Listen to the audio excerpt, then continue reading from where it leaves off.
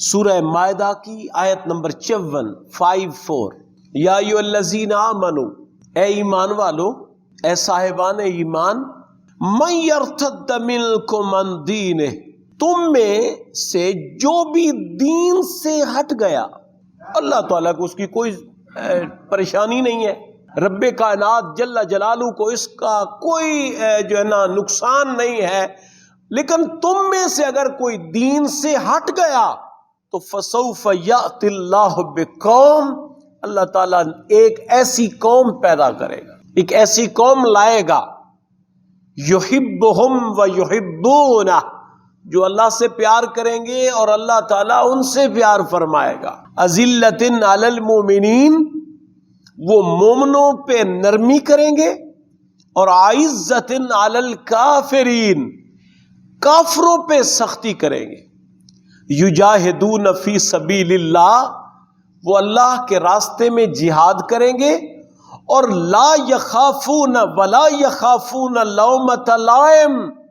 اور کسی ملامت کرنے والے کی ملامت سے نہیں ڈریں گے، ذالک فضل اللہ، یہ اللہ کا فضل ہے، یؤتیہ من یشاء، وہ فضل اپنے رب کائنات کا ہے، تو لہذا وہ رب جسے چاہے عطا کر دے، واللہ واسع علیم، اور اللہ تعالیٰ وسعت والا اور علم والا ہے۔ یہاں پہ رب کائنات جل جلالہ نے اشارتاً ان صفات کو بیان کر دیا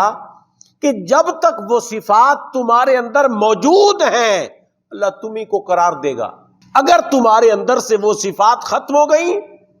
اور جب وہ صفات تم نے کھو دیں، ضائع کر دیں، تو پھر رب کائنات ایسی قوم لائے گا جن کے اندر وہ صفات اللہ خود پیدا کر دے گا کہ اللہ سے پیار کریں گے، تو لہذا جو اللہ سے محبت کرتا ہے اللہ تعالیٰ اس سے محبت کرتا ہے، وہ کافروں پہ سختی کریں گے، مومنوں پہ نرمی کریں گے، اللہ کے راستے میں جہاد کریں گے، اور اس کیفیت میں اپنے آپ کو نہیں مار دیں گے کہ لوگ کیا کہیں،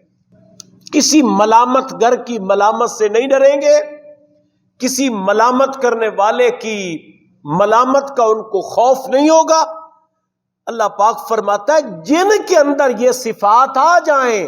تو ذالک فضل اللہ، یہ صفات بھی اللہ کے فضل سے ملتی ہیں، اور رب کائنات جس کو چاہتا تھا فرما دیتا ہے، اور اللہ تعالیٰ وسعت والا اور جاننے والا ہے۔ لہذا ایک چیز اہل ایمان ہم اپنے ذہن میں بٹھا لیں کہ ذہن سے اس کنسپٹ کو ختم کر دیں کہ لوگ کیا کہیں۔